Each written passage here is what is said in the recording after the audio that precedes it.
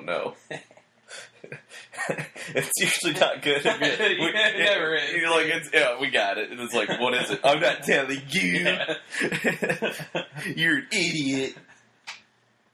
Welcome to the Better1 podcast, episode 6, the Sexy 6 version, with your host, Tyler Wells, and the Sasha Gray's biggest fan, Josh Dawson. You bet your ass. I'm here and I'm ready. You're damn too. And I'm ready for some damn gravy and turkey already.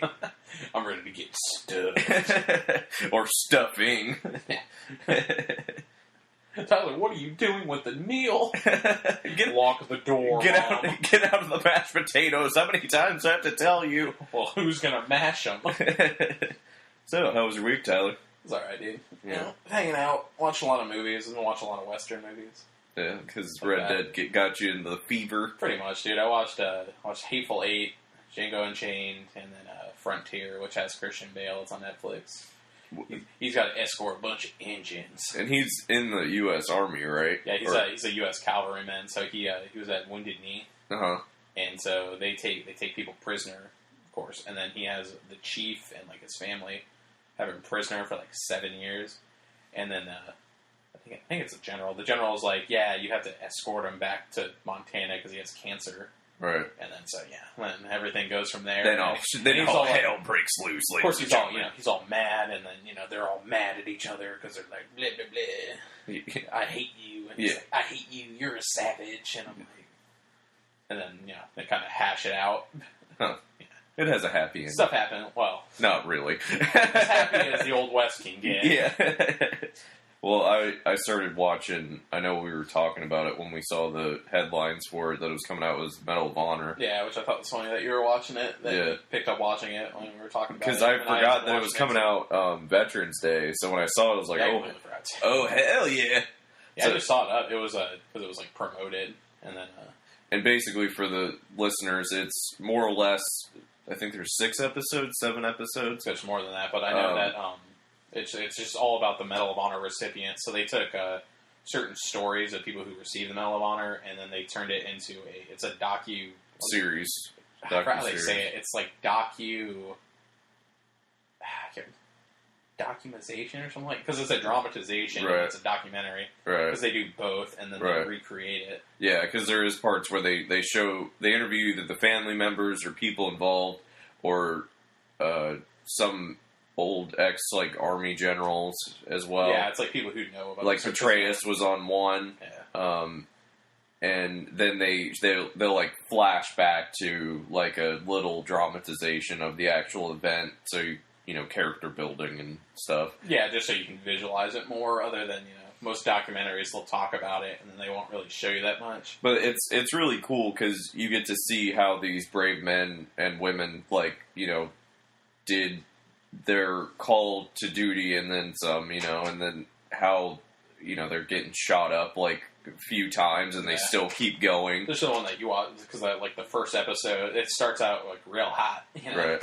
He gets shot, what does he get shot 4 times or something that? Yeah, his name was Sylvester Antelock. He was a sergeant from Ohio, and his men were literally in an open field that he sent the first squad out, and even one of the Medal of Honor recipients was like, any open field is a suicide mission, and so he and 4 other guys were behind these brick walls left from probably a building or a farmhouse. Yeah, and then Antelock he pushed around to flank them to draw their fire so the rest of them can push forward. Right, and that when he got shot and then he got back up, it pretty much pushed all the guys to go forward. Right, and he got shot 3 or 4 times, and then one fractured his arm.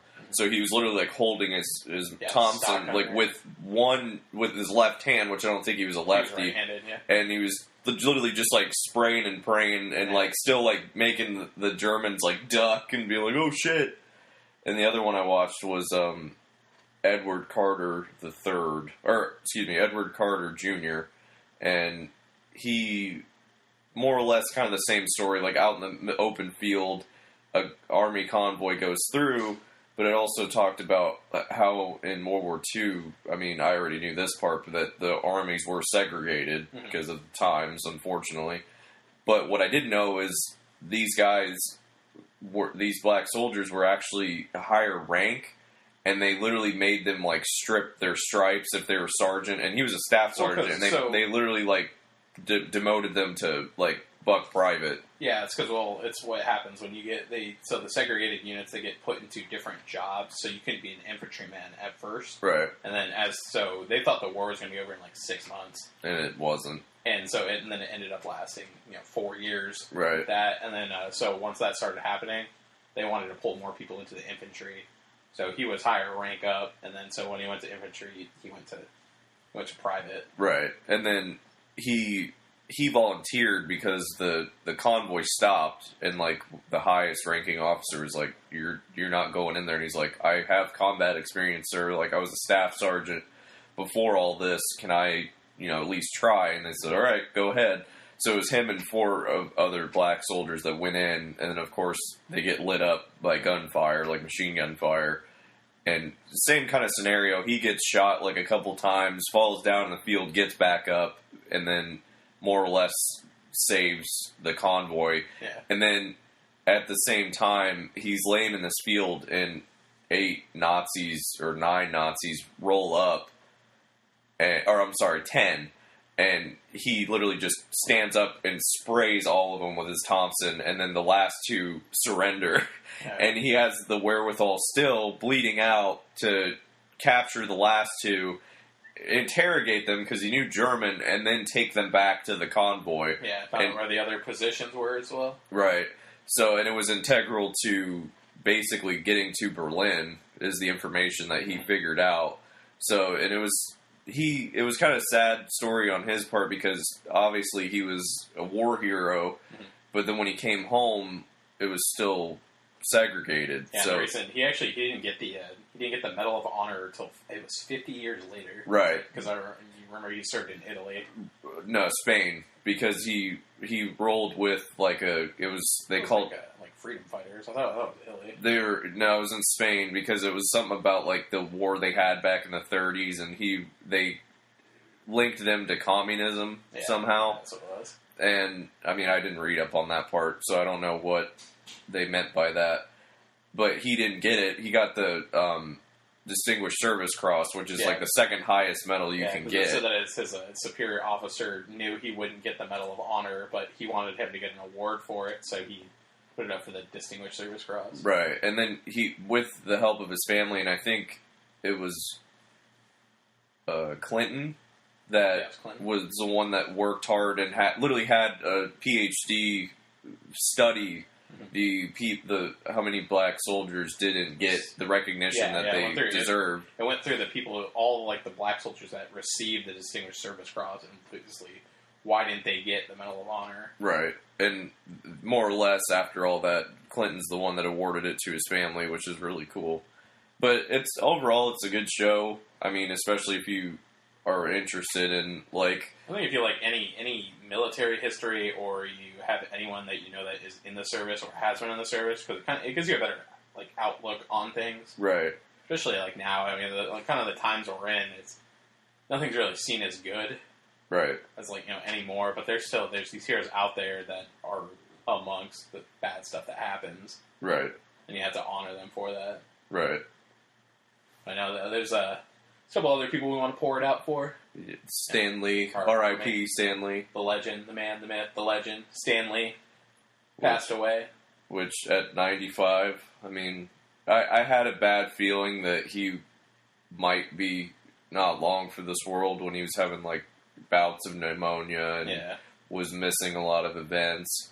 What was cool was, when I worked MegaCon my first time, he was there, and I kid you not how many people getting autographs from that man. It was enough people for a concert. That's how many people were lined up and paying $150 just to be near the dude. Like I said, man, that's the man that, it's him, and what was it, his artist, his partner, Jack Kirby, right? Mm-hmm. And so, I mean, you gotta admit that they pretty much built people's childhood off this, and it still has that reach today. Right. That it can affect that many people. Right. And my favorite Marvel character still is Spider-Man, but there's so many more that people love. I'm a Captain America man myself. Right. Or X-Men, stuff like that people, have watched since they were kids. That I mean, you've got, even if you didn't watch comics, it reached into cartoons. Right. You have movies. Right. And so it's funny that it hits, like, all these realms that they can reach out to people, even if you're not, say, like, a comic book fan. Yeah. Video games, merch in general. Toys. But, of course, we had to have some asshole always try and trash a man's legacy, and that asshole this week is Bill Maher. Which, if you don't know who Bill Maher is, he's kind of an older, I guess you could say, he's Democrat. I'm not sure, but that doesn't really matter. But he's very far left with his views, and he basically wrote in his blog that, more or less, that comic books make people stupid. Yeah. Adults stupid. And saying that people were mourning, a man that created comic books, and then he's saying that, well, it's for children. Right. And he goes as far as to say, and I quote, "I don't think it's a huge stretch to suggest that Donald Trump could only get elected in a country that thinks comic books are important." Which, why would you even try and make that, so is that just parallel? Is that just saying that comic books are only important in America, or... I guess, I'm still like, that doesn't make any sense. So if I remember right, it reaches the entire world. Right, exactly. I mean, going back to what we were just talking about with soldiers, like, especially back in the day when comic books came out, that was literally what they read in the trenches or in their foxholes, like, and not to mention, like, kids, sometimes that's how they learned how to read, was with comic books. So I'm like, it's not like it's higher learning by any means, but still, it's where you get your foundation for about, stuff. Like the form of entertainment back then as well is that you have that reading that you can actually see, it's pictures that you can see. Right. And they it like laid the lines for animation. Right. Because, each frame has that action in it. Right. And so it gives kids something to look at, something to, instead of listening to the radio of right. Stuff. And back then when they first came out, there was no TVs. Yeah. It was just the radio, like you said. So it's to me, it's definitely something that it didn't revolutionize the whole world by any means, but it definitely like brought people together and like formed a bond over fictional characters, Yeah. And not to mention everything that's been produced it's from not like it. any of the themes it shows is for kids anyway. Right. I mean, unless it's like My Little Pony or something like that, or Care Bears comic books. We're all bronies here, right? But we might not be able to pour one out for too much longer when it comes to PBR. Josh won't be able to pour out a Pabst Blue Ribbon anymore. Oh no! Because Millercoors decided not to continue their partnership with Pabst because they bottle everything for them. Right. And so that's kind of, and then I'm assuming that's how it keeps it so cheap. Yeah, I would assume. Yeah. But we sit in a room, ladies and gentlemen, where there's a life-sized PBR can above my head every night where I sleep. There's a Pabst Blue Ribbon hat over to my right, and then there's also a stained glass shrine of Pabst Blue Ribbon. So you can say I'm a little salty about this one. Yeah. I mean, to me, I'm assuming they should just take over bottling. I mean, I know it would probably increase the price. Right. But I feel like, PBR is good enough. Yeah. Where it can survive. Because there's so many other beers that, they survive, and I'm like, how? I feel like someone would step in. I think so, yeah. If it really think they did. could find that thing. Because, Millercoors, they're trying to compete with Budweiser, Anheuser-Busch. Right. And that's like, you're trying to face a giant there. And I mean, everything that they own, if you look at the list of everything that they own, you're just like, wow. Compared to Miller and Coors, which and not to mention my personal favorite, right? And not to mention if you go to a metal show or a punk show, that's the champagne is PBR. So it's like it'd be so hard to go to one of those after that and be like, you don't have PBR anymore. And I'm already told Tyler that if that's the case, I'm going to start stockpiling just in case. Yeah, because he's starting his war on that. Yeah. His war on Coors. Even though I like Coors too, I have a Coors hat somewhere in this room too. It's like the Civil War. Like, we have to pick your side or die. We both wear opposite hats from now on. That's like me. And then the thing that they said, I know the article that I read, the interesting thing they said that the price that they were going to charge would bankrupt Millercoors 2 times over. So to do it to Pabst is almost like a slap in the face. Right. Because they're like, we do not want to continue this. And PBR is like, it'll ruin us. Right. But we're like, you're going to have to survive. Right. Can't be, suckling off people forever. It's that like millennial beer, like, it's time to grow up, boy. Yeah. Well, and that's the thing is, like, I feel, even though for me it's not a hipster thing, but so many hipsters will be, like, rioting or, like, peacefully protesting. I haven't seen, like, a Kickstarter yet for it. Yeah. Save Pabst Blue Ribbon. I'm sure it'll get around eventually to where there's, like, we have to put all our money in, and then, they'll do it 25 cents at a time. I'll donate my cryptocurrency. Maybe we can save PBR. It's not funny. It took a hit. I'm glad I got out of that when I did. I got out when the getting was good. Whoa, take your money and run. Made me a quick little 150 out that bad boy. Yeah. Then, so they'll bring up our childhood thing as well, since we just talked about Stanley and all the comic books and stuff like that. Toy Story 4.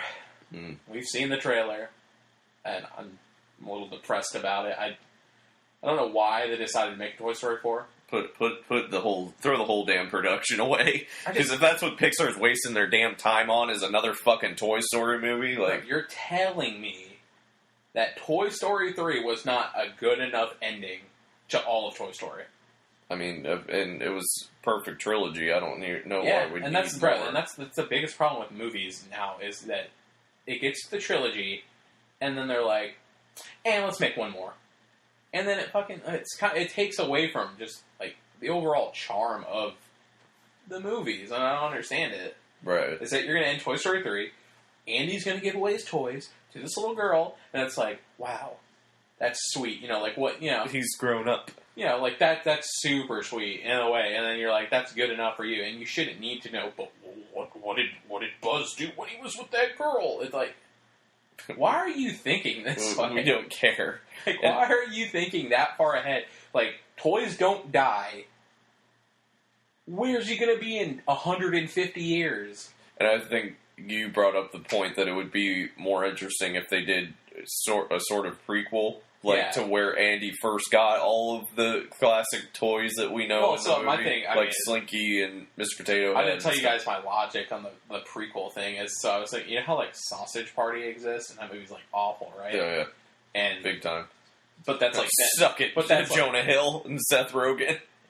Don't get me started. But how, like, they're in the grocery store and they're in, like, packages and then they get bought and stuff like that. Right.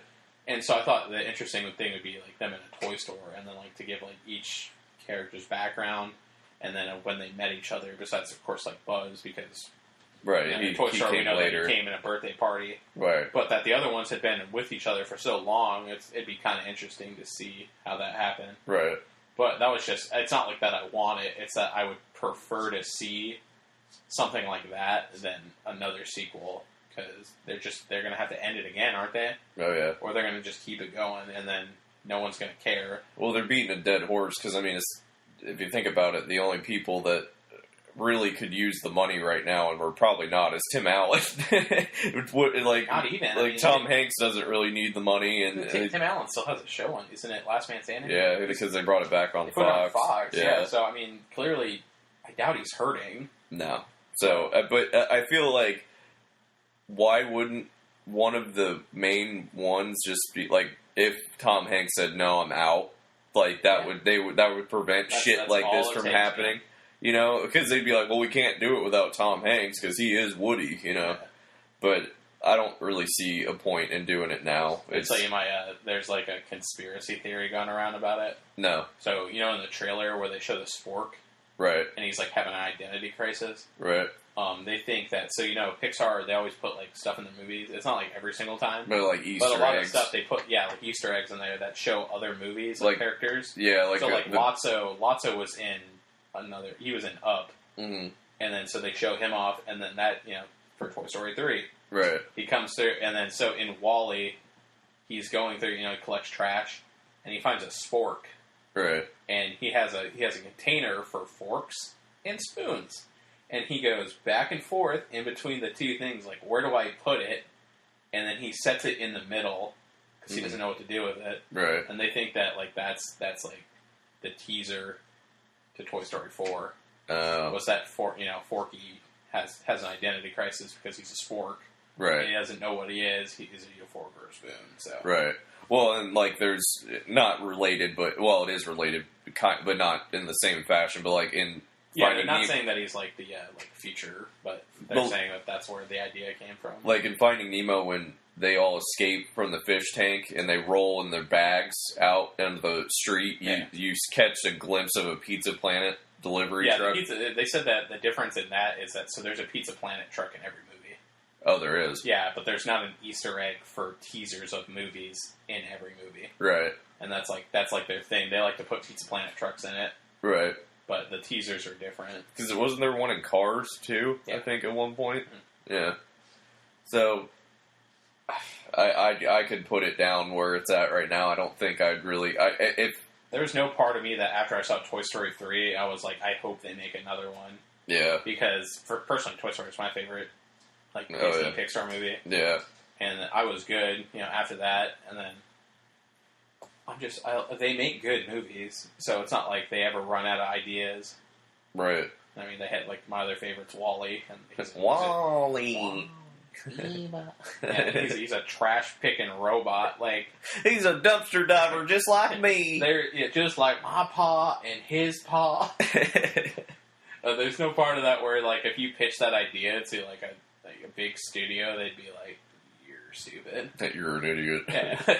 And then they make that into a hit, and WALL-E is what it is. Right. Stuff like that.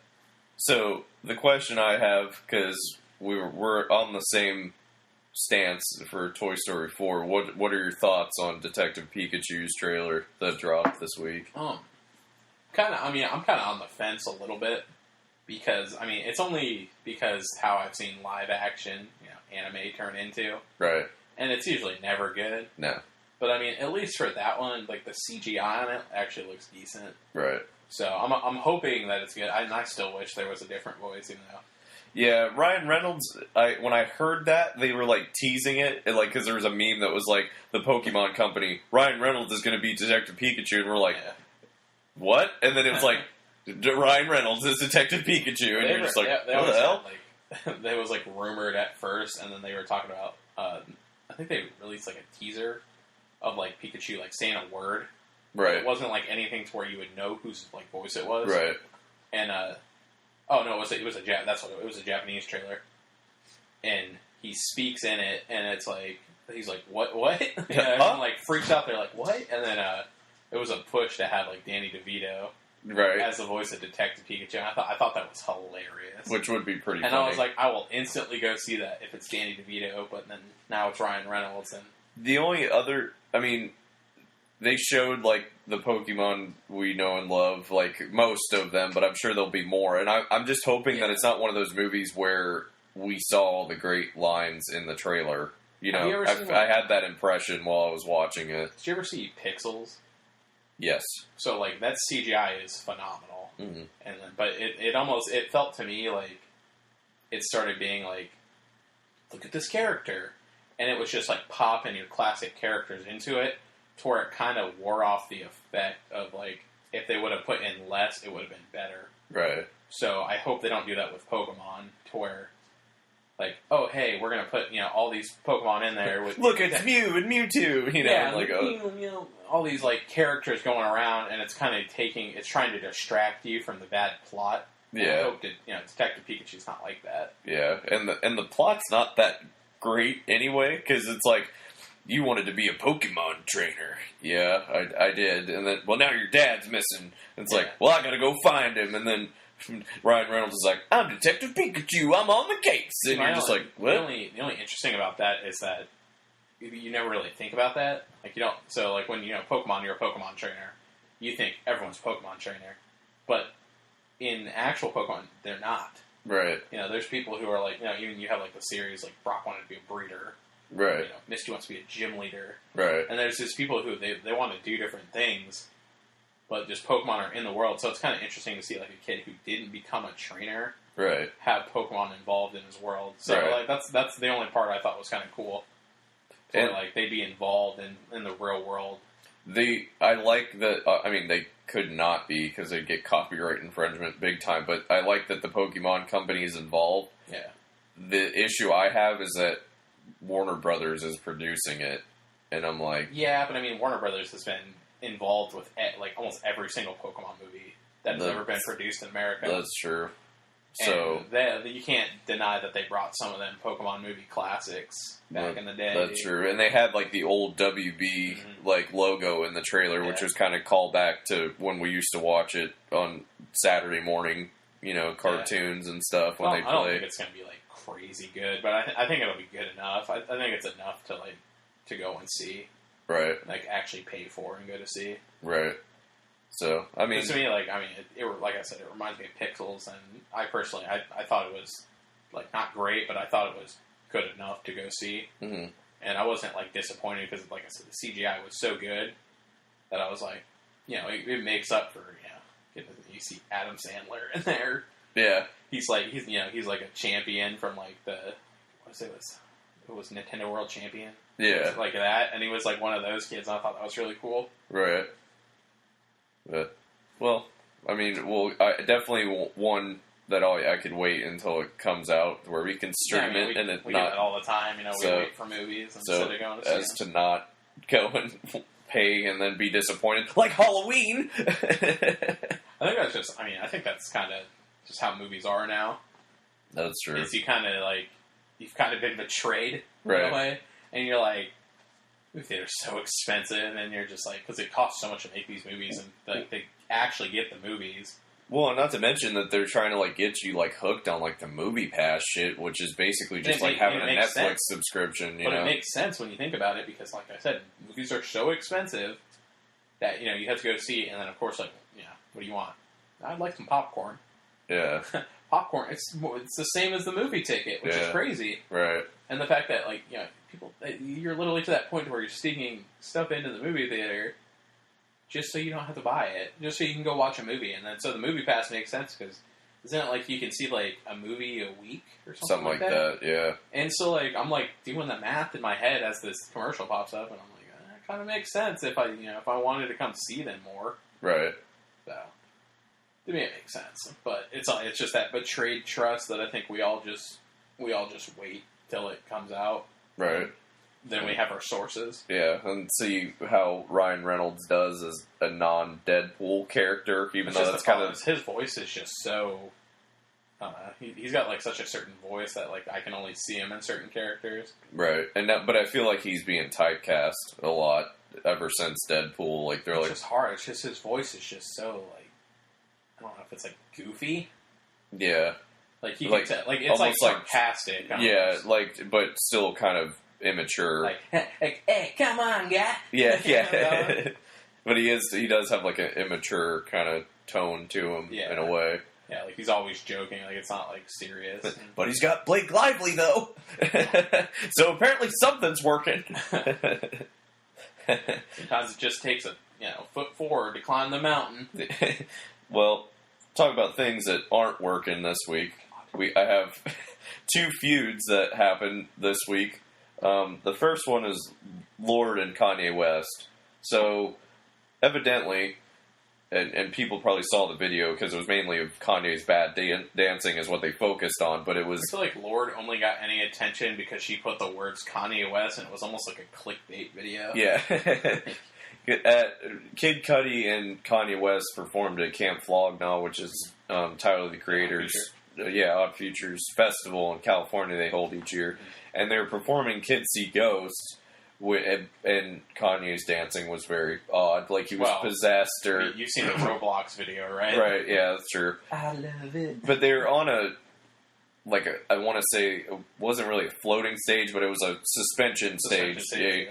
And Lorde had to get on the horn and start, like, bitching that he took the stage design, like, and copied it to a T. Mm-hmm. And, like, said, like, don't steal, especially from women or something along those lines. She got all and it really didn't make sense because it was like, it's just a stage. Like, you don't really have to... It's not like he's taking your legacy away or something from just this one incident. No, you would think that he, like, word for word took her lyrics. Right. That's how upset and heated she got about it. The thing that, like, the one that was like, she's like, especially women. I was like, what does stage design have to do with that? Right. Like, exactly. What, you think he's on, like, some power trip that, like, she's just a woman. Right. What is she gonna do? Like, well, plot twist. The gentleman that actually designed the stage that Lorde was accusing them of copying came out and says that he didn't see any fabrication between the two. And I'm just like, well, if he's saying it, then you don't really have a leg to stand on. I'll go to the same debate that I always have when everyone, like, claims that they're copying things. Right. Is that you're in such a broad thing. Right. You can't say anything like that. Like, oh, you're copying it. And it's like, you can't prove it because it's not like we literally took your actual stage, put it on there, right. like that. And it's the same thing, like, games will do that too. Because I know, like, there was one where it was, like, PUBG. They were trying to sue Fortnite because they stole their Battle Royale. Right. And it's like, well, you took Battle Royale from a book and created this, so you didn't create it either. And it's like, what are you trying to say here? Right. And that kind of goes to where Lorde's at, to where it's a stage. Right. Like, where do you get off? And for me, I feel like she was just trying to get the attention because the spotlight has been off of her for a while because she's not releasing anything new. Just ride your hits. Dude. That's all I'm saying. You make some hit songs and everything else isn't really picking up. And we're play your concerts, make your money. Shut the fuck up. Live with it. Like, come on, man. So, another stupid feud this week was Danielle Bregoli, a.k.a. Cash Me Outside girl. That I refuse to say her right. Yeah. First of all, because I don't think I say it right anyway. Because it's Bad Baby, but it's spelled terribly, awfully incorrect. And Iggy Azalea are involved in a feud this week because... She's got music coming out? Yeah. Oh, no? No. Wow. Yeah. Neither one of them are prevalent? Wow. No idea. So... I guess they were at an award show, I think is what it was, like Spotify For what? Worst rapper ever? Yeah.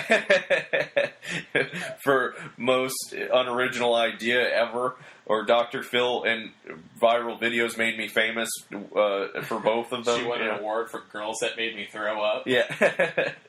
And I like, because to give a little backstory, when I think it was Lil Tay and Bad Baby got into it at one point, like, poor Lil Tay. 6-8 months ago. Rip Lil Tay. And same thing is what she did this time, Danielle Bregoli. She literally went after her, tried to hit her, and then hides behind her fucking, like, 6'8" bodyguard. Yeah, that happened a while ago. And this is the same thing she did this time. She got close enough to, like, throw her water from her water bottle at Iggy Azalea, and then hid behind her bodyguard. Oh, no. And I'm like, oh, you're hard. Like, you really, you can really scrap, apparently. We gotta get guns back in the hood.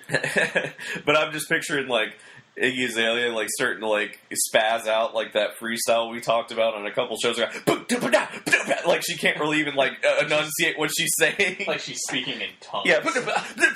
Like, when she's gets hit with the water. It's like, I don't want to fuck with her. She's possessed. Oh, my God. So, I didn't really read into it much other than that, but I just thought it was in more stupid feud news this week that just had to make headlines, and I'm like, wow, even more people are going to get famous off this stupid shit. It's like, you have all these people that you hear their names again, and you're like, I thought we were done with you.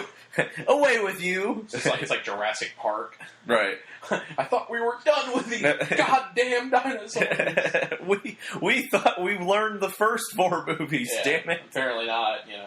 Especially like with fucking Danielle Bergoli. Yeah. Coming out is that Little Tay came out and she was faking it the whole time, right. And then her mom got fired. Yeah. And I'm like, why are we letting? And we always thought, why do we let these people get famous? It's the same thing with Honey Boo Boo. She came back up. She was on stupid Kids Dancing with the Stars. Then did she get disqualified already? I'm not sure where she is yet, but I know there was like trouble with it for a while because Dancing with the Stars was fan voted, and she had like for the first 2 weeks she had the lowest scores out of all the teams, and she went on 2 weeks in a row because she was fan voted, and I'm like, of course, I'm Honey Boo Boo, y'all. Yeah, and I'm like, hey. We need to change that up a little bit to where it's not all fans. Because I'm like, if you're getting literally the lowest score each week, like sometimes they'll cut you like a break. Right. And I only watch it because there's a model that I like that was on it. Don't judge me. Yeah, go ahead, Tyler. Next you're going to tell me you watched The Bachelor, too. Well, everyone needs love. Just sick of them alternating between Bachelorette and Bachelor. Pick a fucking show and stick with it. So, like, stuff like that. But, yeah, it's just, like, we let all these people become popular for no reason. Viral just videos. For being trashy. Man. Yeah, it must just be that, like, generation that, like, put it on the internet, maybe we'll become famous. Don't worry, ladies and gentlemen. The Better1 podcast will get famous somehow, and it might be through viral advertising. Yeah, we're just going to start selling out, and, what controversial thing can we say? Yeah. Let's get our list of racial slurs. Oh, God. Oh, too far? Yeah. Too far? Jumping off building with the Better1 podcast parachute. Let me just stuff a pig and just... listen to our podcast, we're going to kill ourselves. Push the pig off the building. So... Don't bury us in the pet cemetery. It's never a good idea. Yeah. Speaking of wild rides. Oh, yeah. So I told Josh about this article because... We're Star Wars fans here, right? Yeah. Except for a certain, 8th installment. Yeah. Yeah. TLJ, that's all we'll say. And, of course, being locals of Orlando, it's Walt Disney World. They're coming out with their, it's called Galaxy's Edge. Mm-hmm. And that's the Star Wars, like theme park. Right, in Hollywood Studios. Yeah, in Hollywood Studios. And so, they're good at, they make different themes. And they're coming out with, it's Millennium Falcon Smuggler's Run. And it looks... absolutely dope. Tight. And they came out and they said that it's going to be like a fan interactive ride. So you're going to each person who rides it is going to be assigned like a mission.